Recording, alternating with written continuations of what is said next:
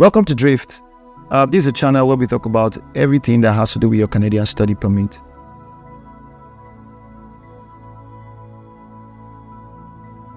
On today's broadcast, I'll be talking about the most important things you need to know when it comes to your studying in Canada or obtaining your Canadian study permit. The first thing and the most important thing you need to note is the affordability. You need to look for schools that are affordable, schools that you can pay for. You know, some people just go ahead to apply to schools and they don't know the fees, the affordability. And then if you're in Africa, exchange rates always fluctuate. So you need to consider the projections of the exchange rate, know what is obtainable, know your pocket. You know your pocket, you know what you can do. So check the affordability of studying in Canada. Canada offers one of the best quality educations in the world, and also some of the most affordable tuition fees can be gotten from Canada higher institutions. So I would advise you to consider, if you're coming from Africa, Nigeria, Ghana, Cameroon, whatever, please, I'd like you to consider colleges before you consider universities. And the next thing is to check your study gap. Most people have a study gap of like 10 years. Maybe the last time they had their university education or their secondary education, and now that they want to apply, it's like 10 years difference or 5-year difference. If you are from 5 years and above, you need to show the visa officer that you have had working experience in those years. You have been earning, you have been working. So they don't want you to, you don't want them to see you as somebody that doesn't have opportunity or like somebody that's looking for a place to escape to. So you must have shown that you have been working all the while, and that's why now you want to go and further in line with what you have been working with, or you want to go and gain more skills in order to become a better person in the society. So ensure that you cover experience with your study gap. Comfortably, the study gap should not be more than 10 years. Then the next thing is career progression. Okay, people have this myth. There's this myth that career progression must be that you study business management in your undergraduate and you must go for maybe business analytics in your master's, or international business management in your master's or your postgraduate course. No, it must not always be like that. For instance, let me give this example. For instance, you studied engineering in your undergraduate. You can go and do for a postgraduate course, you can do project management. You can do any other course or business. Maybe after your undergraduate engineering degree, you were working in the business sector, or you were working in a place where you were handling a lot of projects. So if you can show maybe for the past 4-5 years you've been in the business world, maybe in the finance world, you can show with your considerable experience that okay, now I've been working, although I have an undergraduate degree of engineering, but I also have experience, 4 to 5 years experience in the finance sector. So I want to, there are some gaps in knowledge that I don't have. There are some skills I need to do, and Canada is the place that offers me that opportunity to gain the high level international qualifications that will complement the skills I've already gotten over time. So you could show career progression could be what you study in your undergraduate or the areas that you have gained experience. But don't be like somebody that, okay, you studied medicine in your undergraduate and then you want to go and now do nursing, or you want to go and do engineering for postgraduate. Let me tell you something. The universities will give you admission. They will, because they want your money. They want your application fee. But the visa officer will not give you visa, because you have not proven to him that you are progressing in your career. Yeah, the next thing to do is skills.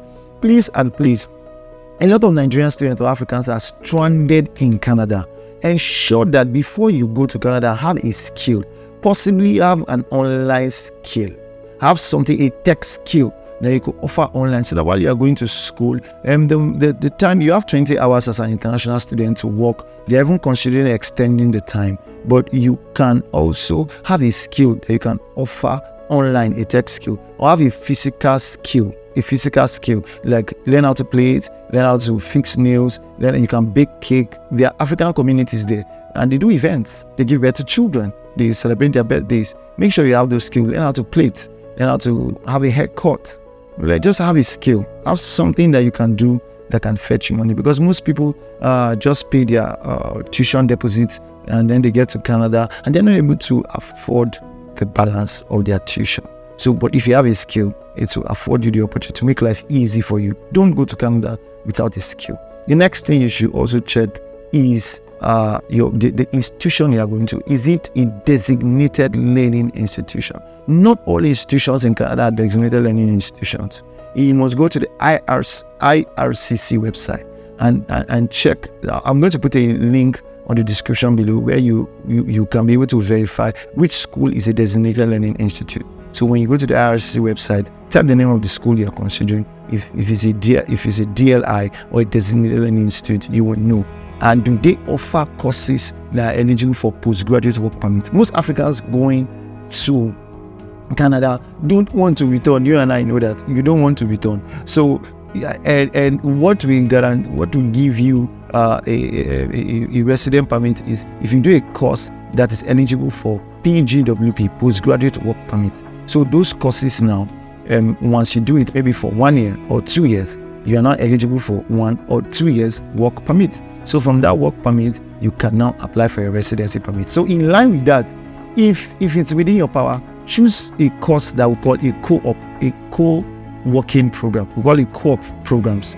They will help you in your residency permit application, because what they do, co-op programs are programs that require you to work, to have maybe like in Nigeria we call it IT, to work while you are studying. It requires maybe like an IT while you are studying. So that will add as your work experience. So look for co-op programs. Then also apply to, another thing you should consider is apply to a priority. If you're applying to a priority sector in Canada, they need people in the ICT sector, in the manufacturing sector, in the health sector to come and improve their economy. So you're not somebody that's maybe you want to go. I'm not disregarding any degree, but if you are in the priority sector, you have a high chance of getting visa. Then you should also check language test.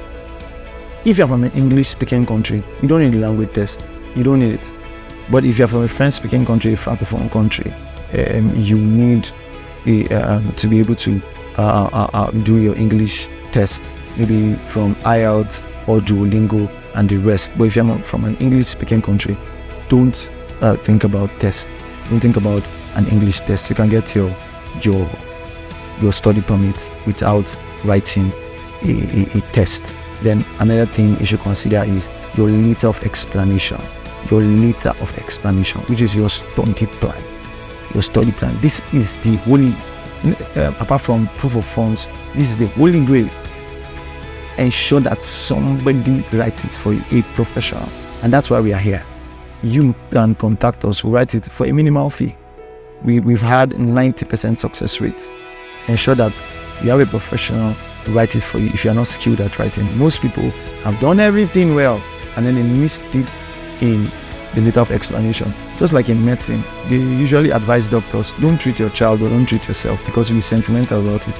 Most times when people write their letter of explanation, they go ahead and make a lot of the rights where people write their letter of explanation themselves. They tend to overwrite it. But when a professional does that for you, he's objective and he knows what to do and what not to do. And that's why we are here. So I feel if you have any question, you have any contribution, you need me to talk about something or to clarify an issue, please write in the comment below. Don't fail to subscribe. Don't fail to like, and so that we'll be encouraged to do more videos. And if you like what you're listening to and you want to get updates, please subscribe. Thank you.